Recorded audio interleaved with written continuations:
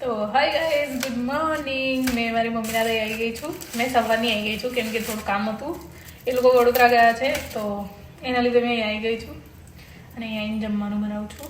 તો ફટાફટ મેં જમવાનું બનાવી દઉં કેમ કે પેલા બી જોબ પરથી અહીંયા જ આવશે સીધા.